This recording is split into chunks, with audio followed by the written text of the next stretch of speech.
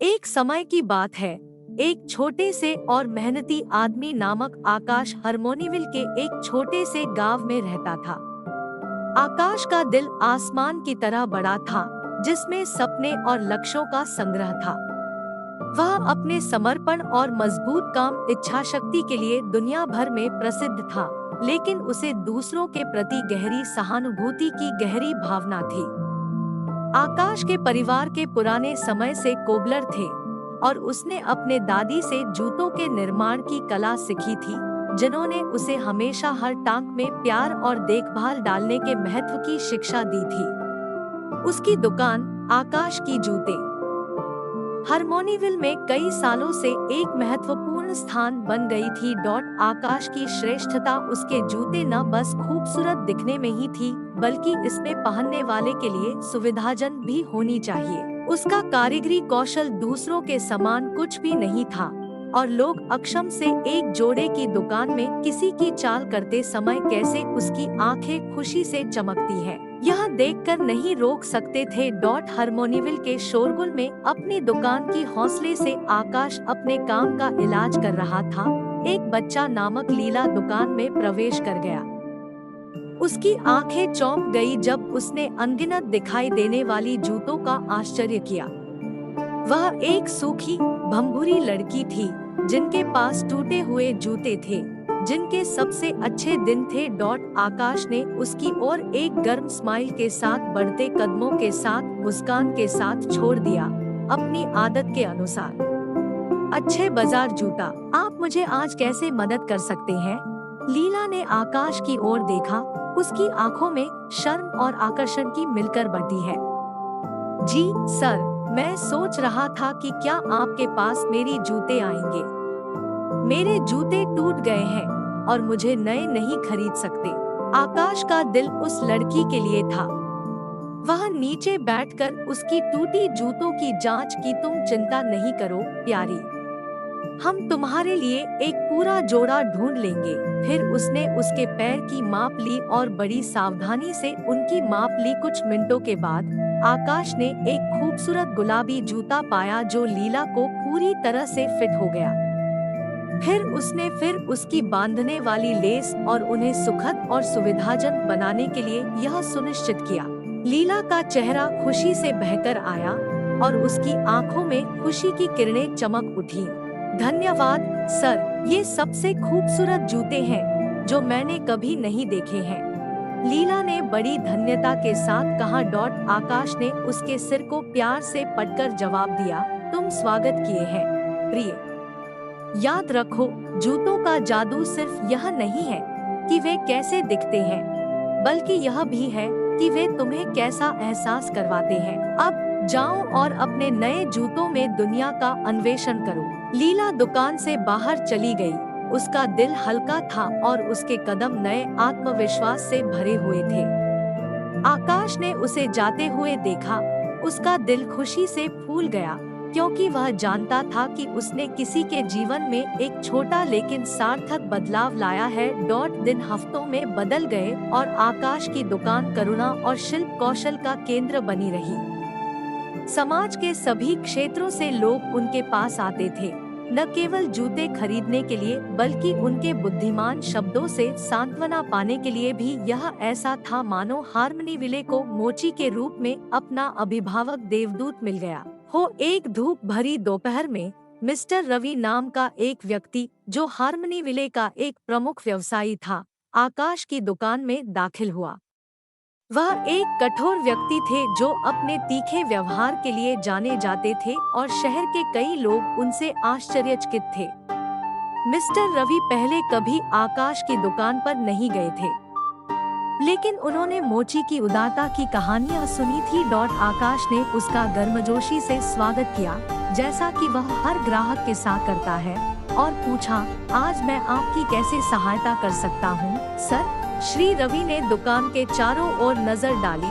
उनकी आंखों में जिज्ञासा का संकेत था।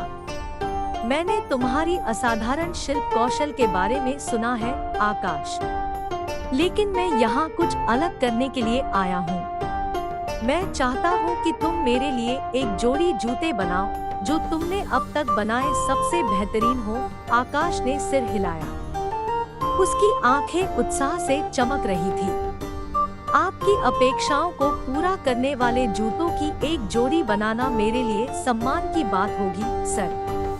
कृपया बैठ जाएं और हम आपकी प्राथमिकताओं पर चर्चा कर सकते हैं। दोनों लोग बैठ गए और आकाश ने ध्यान से सुना जब श्री रवि ने जूतों की सही जोड़ी के बारे में अपने दृष्टिकोण का वर्णन किया।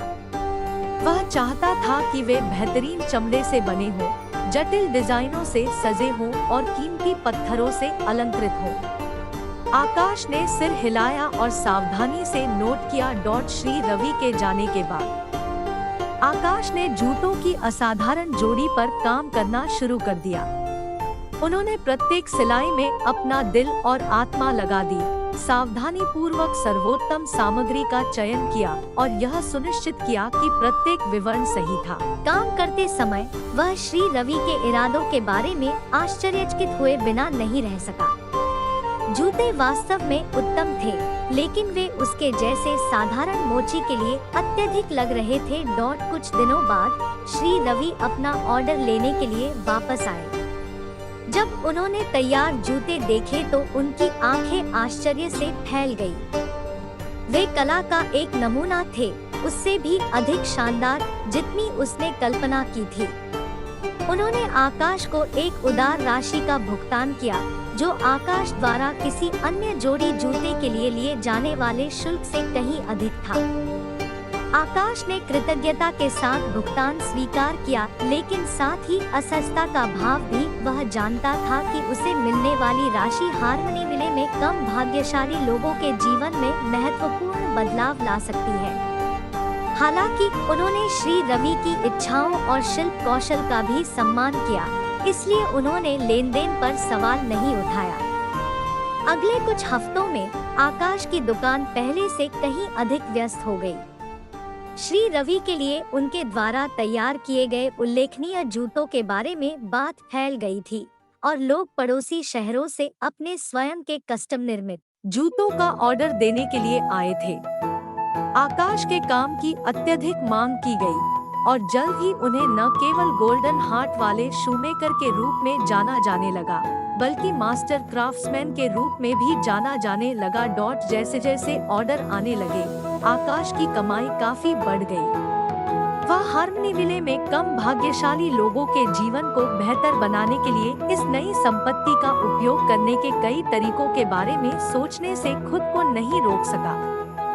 वह हमेशा समुदाय को वापस लौटाने में विश्वास करते थे और अब उनके पास बड़े पैमाने पर ऐसा करने का साधन था। एक दिन जब आकाश अपने प्रिय मित्र शहर के बुद्धिमान ऋषि पंडित जी के साथ अपनी कमाई का उपयोग किसी धर्मार्थ कार्य के लिए करने के विचार पर चर्चा कर रहा था, पंडित जी ने कुछ मूल्यवान सलाह दी। आकाश, तुम्हारा दिल शुद्ध है और तुम्हारे इरादे नेक है, लेकिन याद रखो कि केवल धन ही किसी व्यक्ति को परिभाषित नहीं करता है। यह वास्तव में मायने रखता है कि तुम्हारे कार्य और तुम अपने धन का उपयोग कैसे करते हो। आकाश ने पंडित जी की बात पर ध्यान से विचार किया। उन्होंने महसूस किया कि उन्हें अपने नए ऑर्डर को पूरा करने और जरूरतमंद लोगों की मदद जारी रखने के बीच संतुलन बनाने की जरूरत है। इसलिए उन्होंने अपनी कमाई का एक हिस्सा दान के लिए अलग रखने का फैसला किया। साथ ही अपने द्वारा तैयार किए गए जूतों की प्रत्येक जोड़ी में अपना दिल और आत्मा लगा दी। जैसे जैसे दिन महीनों में बदलते गए, आकाश की दुकान फलती फूलती रही और उसे दूसरों के जीवन में बदलाव लाने की अपनी क्षमता में सांत्वना मिलती रही। उन्होंने अपनी संपत्ति का उपयोग बेघरों के लिए एक छोटा सा आश्रय स्थल बनाने में किया, जहां उन्हें गर्म भोजन और सोने के लिए एक सुरक्षित जगह मिल सके। उन्होंने कई वंचित बच्चों की शिक्षा को भी प्रायोजित किया, उन्हें किताबें, वर्दी और उज्जवल भविष्य का मौका प्रदान किया। आकाश की उदारता पर किसी का ध्यान नहीं गया। हार्मनीविले के लोग न केवल उनकी शिल्प कौशल के लिए बल्कि दुनिया को एक बेहतर जगह बनाने के लिए उनकी अटूट प्रतिबद्धता के लिए भी उनकी प्रशंसा करते थे। उनकी दुकान आशा और करुणा का प्रतीक बन गई और उनका दिल हमेशा की तरह सुनहरा बना रहा। सर्दियों की एक शाम जब आकाश अपनी दुकान बंद कर रहा था, उसने देखा कि एक कमजोर बुजुर्ग महिला कड़कड़ाती ठंड में बाहर खड़ी थी। फटे कपड़ों और नंगे पैरों के साथ वह कांप रही थी। बिना कुछ सोचे आकाश उसकी तरफ दौड़ा और उसे एक गर्म कंबल और एक कप गर्म चाय की पेशकश की। महिला का नाम मिसेस कपूर था और उसने हाल ही में एक दुर्घटना में अपने पति को खो दिया था। बिना किसी परिवार या समर्थन के वह जीवित रहने के लिए संघर्ष कर रही थी। आकाश ने उसकी कहानी सुनी और उसे अपने द्वारा बनाए गए आश्रय स्थल में जगह देने की पेशकश की और उसे आश्वासन दिया कि वह सुरक्षित रहेगी और उसकी देखभाल की जाएगी। श्रीमती कपूर की आंखें भर आई और उन्होंने कहा, तुम एक सच्चे देवदूत हो आकाश। मैंने सारी आशा खो दी थी, लेकिन तुमने मुझे दिखाया है कि इस दुनिया में अभी भी दया और करुणा है। जैसे जैसे दिन बीतते गए, श्रीमती कपूर आश्रय का एक अभिन्न हिस्सा बन गई। अन्य बेघर व्यक्तियों की मदद करने लगी और अपनी बुद्धिमत्ता और कहानियां साझा करने लगी। आकाश ने न केवल उसकी जान बचाई बल्कि उसे एक नया उद्देश्य और अपनेपन का एहसास भी दिया। अपनी कला के प्रति आकाश के समर्पण और जरूरतमंद लोगों के प्रति उनकी अटूट करुणा की बदौलत हार्मनीविले लगातार फलता फूलता रहा। उनकी दुकान शहर के मूल्यों का प्रतीक बन गई थी, जहां शिल्प कौशल को दयालुता मिलती थी और जहां सुनहरा नियम सिर्फ एक आदर्श वाक्य नहीं बल्कि जीवन का एक तरीका था। इसके बाद के वर्षों में आकाश की ख्याति दूर दूर तक फैल गई। सुदूर देशों के लोगों ने सुनहरे दिल वाले मोची और हार्मनीविले में उसकी उल्लेखनीय दुकान के बारे में सुना। आगंतुक न केवल उनके उत्तम जूते खरीदने के लिए आए, बल्कि उनके छोटे साधारण स्टोर से निकलने वाली गर्मजोशी और करुणा का अनुभव करने के लिए भी आए। आकाश की कहानी एक शाश्वत अनुस्मारक के रूप में कार्य करती है कि सफलता और धन जब करुणा और दूसरों की मदद करने की प्रतिबद्धता के साथ मिलकर एक विरासत बना सकते हैं जो पीढ़ियों से आगे निकल जाती है। आकाश और उनकी जूते की दुकान की विरासत हमेशा उन लोगों के दिलों में अंकित रहेगी जो उनकी दयालुता से प्रभावित थे, और उनकी कहानी लोगों को उस बदलाव के लिए प्रेरित करती रहेगी जो वे दुनिया में देखना चाहते हैं। और इसलिए हार्मनीविले के आकर्षक शहर में, जहां सुनहरे नियम को सभी ने अपनाया था, आकाश और उसकी जूते की दुकान की विरासत जीवित रही, जिसने सभी को याद दिलाया कि एक मुस्कान और एक दयालु इशारा वास्तव में दुनिया को बदल सकता है।